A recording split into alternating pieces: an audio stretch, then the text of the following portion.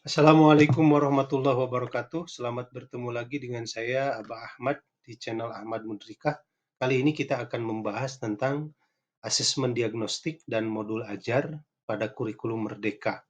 Seperti kita ketahui bahwa kurikulum Merdeka mengharapkan agar guru melaksanakan pembelajaran yang eh, mengacu pada paradigma baru ya, pembelajaran paradigma baru yang artinya secara umum pembelajaran paradigma baru itu adalah pembelajaran yang berfokus pada kebutuhan peserta didik. Nah, untuk menciptakan pembelajaran seperti itu tentu saja dibutuhkan berbagai tahapan-tahapan. Salah satunya adalah dengan melaksanakan asesmen diagnostik.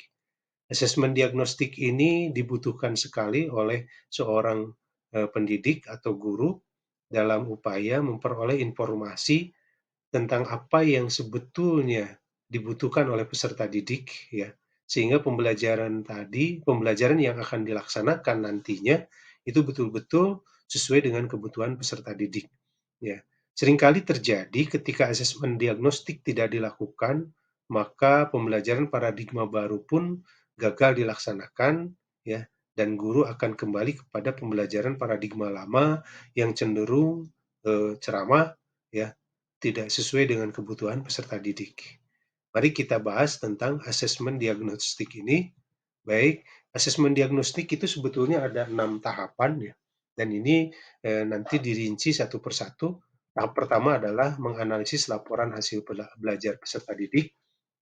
Jadi ini tentu saja bagi siswa-siswa yang sudah fasenya kelasnya di atas kelas 1 misalnya. Jadi yang belum memperoleh rapot ini tidak bisa dilakukan ya. Kemudian identifikasi kompetensi yang akan diajarkan. Jadi kompetensi yang akan diajarkan kepada peserta didik itu perlu diidentifikasi oleh para guru. Ya. Kemudian susun instrumen asesmennya. Ya. Jadi ini yang dilakukan oleh guru ya, dalam upaya memperoleh informasi tentang terkait asesmen diagnostik. Gali informasi tentang latar belakang peserta didik ya. Ya ini tentu saja jika diperlukan ya. Jadi terkadang tidak harus melakukan ini ya, tidak harus selalu ya. Jadi ini disebut dengan asesmen diagnostik non kognitif. Kemudian laksanakan asesmen dan olah hasilnya yang nantinya akan menjadi data berupa informasi yang bisa dipakai untuk jadi acuan dalam merencanakan pembelajaran. Nah, ini asesmen diagnostik. Baik, tujuannya dari asesmen diagnostik ini tentu saja tadi sudah dibahas, mengidentifikasi kompetensi, kekuatan, dan kelemahan dari peserta didik. Jadi informasi ini penting ya, karena guru ingin menciptakan pembelajaran yang berfokus pada kebutuhan peserta didik.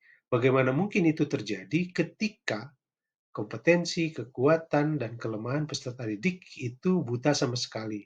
Ya, guru buta sama sekali tentang itu. Kemudian penggunaan dari hasil asesmen diagnostik itu adalah dijadikan sebagai rujukan dalam membuat perencanaan pembelajaran yang sesuai kebutuhan. Jadi betapa pembelajaran paradigma baru ini memang harus dilakukan sedemikian rupa, dipersiapkan secara matang demi terciptanya students well-being ya. Jadi kebahagiaan peserta didik ketika belajar.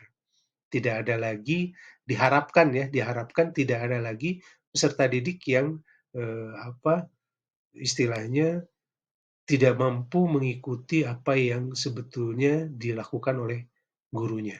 Kemudian sebagai bahan pertimbangan dilakukanlah asesmen diagnostik yang non kognitif seperti latar belakang keluarga, kesiapan belajar, motivasi belajar, minat peserta didik dan lain-lain. Ini juga menjadi salah satu acuan yang perlu diperoleh, data yang perlu diperoleh, informasi yang perlu diperoleh. Maka 6 tahapan tadi beserta tujuan, penggunaan, dan bahan pertimbangan ini waktunya bisa di awal tahun atau bisa di awal lingkup materi, ya tentu saja di luar atau tanpa menggunakan asesmen diagnostik non-kognitif, ya tahap 4 yang tadi disampaikan, dan bisa juga sebelum menyusun modul ajar secara mandiri.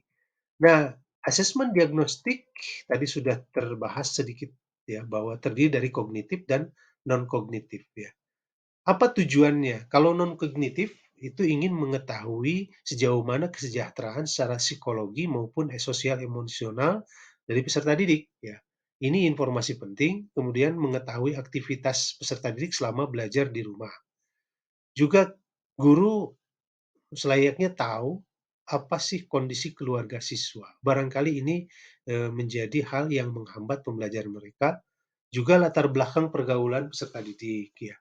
Dan yang tak kalah pentingnya adalah gaya belajar, karakter, serta minat peserta didik. Ya. Ini menjadi informasi penting. Sementara di diagnostik kognitif, ya, itu tujuannya yang pertama tentu saja ingin mengidentifikasi sejauh mana capaian kompetensi dari peserta didik dan menyesuaikan nantinya ketika kompetensi yang sudah dicapai peserta didik sudah ada informasinya ke guru, maka guru mampu menyesuaikan pembelajaran ya dengan kompetensi rata-rata siswa. Jadi yang dipakai adalah acuannya rata-rata ya. Tidak mengacu kepada yang lebih dari rata-rata atau juga yang kurang dari rata-rata. Nah, bagaimana mensikapi yang kurang ya dari asesmen diagnostik kognitif yakni dengan memberikan remedial atau pelajaran tambahan. Ya, ini yang dituju dari asesmen diagnostik. Sehingga dengan dilakukannya non-kognitif maupun kognitif dari asesmen diagnostik ini, guru pada saat melakukan pembelajaran, di proses pembelajaran itu sudah minimal sudah mengantisipasi berbagai hal yang kemungkinan bakal menghambat. Selanjutnya kita akan rinci tentang asesmen diagnostik non-kognitif. Jadi persiapan yang harus dilakukan oleh guru adalah siapkan alat bantu ya. Jadi karena asesmen diagnostik non-kognitif ini waktunya juga sangat terbatas, mungkin perlu membuat terobosan yang bisa mempersingkat waktu ya dengan cara memberikan gambar yang mewakili emosi. Nah, pertanyaannya itu tentang apa yang dirasakan saat ini dari siswa dan apa perasaan mereka saat belajar di rumah. Ini tentu saja kan tinggal berupa gambar ya, dengan emoticon misalnya. Kemudian buat daftar pertanyaan kunci. Jadi kalau tadi mewakili emosi, sekarang mengenai aktivitas. Ya, ini pertanyaannya sekali lagi, ini contoh bisa dikembangkan oleh para guru ya, tentang apa saja kegiatan selama belajar di rumah, apa yang paling menyenangkan dan tidak menyenangkan ketika belajar di rumah, dan apa harapan peserta didik. Ya. Kemudian pelaksanaannya seperti apa? Tadi sudah disiapkan tuh instrumennya, sekarang dilaksanakan. Jadi mintalah siswa mengekspresikan perasaan mereka. Ya, misalnya selama belajar di rumah, kemudian mereka juga diminta untuk menjelaskan aktivitas yang mereka lakukan. Nah, kegiatan pelaksanaan ini bisa dalam bentuk meminta siswa bercerita, ya. Dan tentu saja ini relatif lama waktunya. Jika guru memiliki waktu yang cukup lama, tidak masalah ya. Tapi kalau waktunya agak sempit, boleh dengan cara menulis ya. Ini kan bisa serempak. Para guru bisa memperoleh informasi, tapi kerugiannya memang kita tidak bisa menangkap ekspresi yang lebih jauh dari peserta didik ya. Kemudian dengan cara menggambar. Nah ini salah satu jalan tengah ketika bercerita tidak mungkin dilakukan, sementara menulis juga membuat peserta didik bosan, maka bisa dengan cara menggambar. Kegiatan pelaksanaan ya, kalau strateginya tanya jawab, tolong dipastikan bahwa pertanyaan itu jelas dan mudah dipahami dan ada acuan ya atau stimulus informasi ketika siswa mengalami kendala dalam menemukan jawaban. Dan yang tidak kalah pentingnya adalah berikan waktu untuk berpikir. Jadi jangan sampai tergesa-gesa sehingga peserta didik terkesan terpaksa ya. Maka ada beberapa yang harus diantisipasi ketika siswa menjawab pertanyaan ya. Mungkin saja jawaban mereka kurang meyakinkan, nah berikan penguatan. Tapi kalau misalnya sudah memberikan jawaban juga masih kita nggak yakin apa betul ini ekspresi dari apa yang sebetulnya terjadi, boleh guru memberikan pertanyaan yang lanjutan sehingga guru semakin yakin bahwa jawabannya memang seperti itu. Dan yang tak kalah pentingnya adalah fokus ya. Kalau siswa tidak fokus, kembalikan lagi ke fokus ya. Ketika siswa balik bertanya, apa yang dilakukan oleh guru? Ada dua hal. Bisa langsung menjawab, bisa juga dalam bentuk bantuan saja, ya, untuk dapat menjawab secara mandiri. Kenapa? Karena ketika siswa balik bertanya, jangan sampai jawaban kita malah mengarahkan kepada jawaban yang hendak mereka berikan. Jadi tidak sesuai dengan kondisi sebetulnya yang terjadi pada diri mereka. Dan guru juga bisa mengarahkan, ya, mengarahkan dalam arti, ya, ketika siswa jawabannya tidak nyambung dengan pertanyaan. Kalau perlu parafrase, ya. Jadi dibuat bahasa yang lebih bisa dipahami oleh peserta didik dan juga sabar menunggu beberapa saat ketika peserta didik berpikir. Masih asesmen diagnostik non-kognitif, ya, contoh kegiatan tindak lanjut setelah kita memperoleh hasil dari apa yang kita lakukan, ya, yakni identifikasi tuh siswa yang ekspresi emosinya negatif, ya. Ajak mereka diskusi empat mata jika kita masih punya waktu, ya. Kemudian kalau perlu ada tindak lanjut, ya. Komunikasikan, ya, di samping kalau diskusi empat mata tidak bisa dilakukan, minimal ada komunikasi. Ya. Kalau perlu orang tua dilibatkan. Dan ulangi kalau bisa, ya. Kalau perlu, ya, sampai diulangi. Saking pentingnya asesmen diagnostik yang termasuk non-kognitif ini. Selanjutnya kita akan bahas tentang asesmen diagnostik kognitif. Ya, ini langsung ke contoh kegiatan persiapan dan pelaksanaan. Tadi di awal sudah disampaikan tujuannya apa, ya. Nah, jadi berikan asesmen untuk semua siswa di kelas, ya. Baik yang belajarnya tatap muka di sekolah maupun yang belajar di rumah. Ya, ya. Awalnya tentu saja dibuat rencana, ya, jadwal pelaksanaan asesmen, kemudian materi apa sih yang akan kita ujikan, ya, teskan. Ya. Tentu saja TP-nya sudah kita tahu, ya. Kemudian susun pertanyaan sederhana. Nah, kalau misalnya ada 10 soal yang mau kita berikan terkait dengan diagnostik kognitif ini, disebar, ya. Kalau misalnya untuk kelas 3, maka ada 2 topik pertanyaan yang berhubungan dengan kelas 2, atau sesuai kelas 3, ya. Jadi nggak apa-apa walaupun belum diajarkan, barangkali siswa memang ada yang sudah mencapai kompetensi, ya, walaupun belum diberikan materinya. Kemudian yang kedua, ada 6 soal, ya, yang terkait dengan soal di bawahnya. Jadi kalau kelas 3, maka ada 6 topik, ya, atau TP yang kita ujikan terkait dengan materi kelas 2. Ya. Bahkan materi kelas 1 pun ada topik yang ditanyakan. Ya. Jadi kelas 1-nya juga ada. Nah, ini mengantisipasi karena kita ingin tahu kan mana yang di atas rata-rata, mana yang rata-rata, dan mana yang di bawah rata-rata. Bisa saja ada siswa yang sudah akan beranjak di kelas 3 dan kita akan rencanakan pembelajarannya, ternyata ada tujuan pembelajaran atau TP yang belum dikuasai. Ya. Nah, untuk kegiatan tindak lanjut tadi sudah dilakukan, ya, kegiatan pelaksanaannya, maka tindak lanjutnya tentu saja nanti guru akan menyesuaikan. Jadi aktivitas serta materi belajar di kelas 3 yang tadi dicontohkan itu seperti apa, ya. Dan itu acuannya adalah rata-rata kemampuan siswa di kelas, ya. Jadi acuannya itu dan kita berharap akan meningkat. Nah, karena acuannya adalah rata-rata, maka guru butuh, ya, mengolah hasil asesmen, ya. Buat penilaian dengan kategori paham secara utuh, paham sebagian, dan tidak paham. Nanti dihitung rata-rata kelasnya. Maka siswa akan diperoleh rata-rata siswa seperti apa, ya, yang di bawah rata-rata seperti apa, dan siswa yang di atas rata-rata seperti apa. Mungkin bisa dalam bentuk jumlah, ya. Dari 40 siswa misalnya ada 20 yang rata-rata, ada 5 yang di bawah rata-rata, ternyata ada 15 yang di atas rata-rata.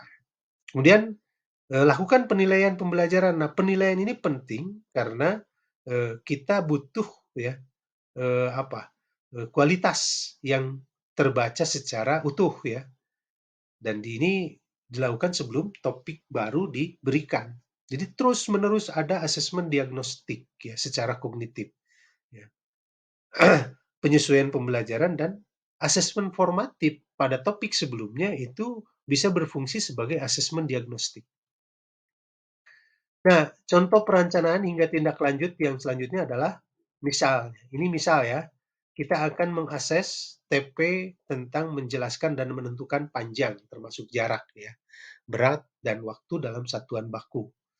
Kemudian prasyaratnya kita bisa tahu bahwa mereka mampu melakukan atau menguasai kompetensi ini, TP ini, dengan mendeskripsikan dan menentukan hubungan antara satuan baku untuk panjang, berat, dan waktu yang umum. Nah, soalnya seperti ini. Ini kan kalau 10 ini salah satunya gitu. Ya, dengan TP yang disampaikan tadi.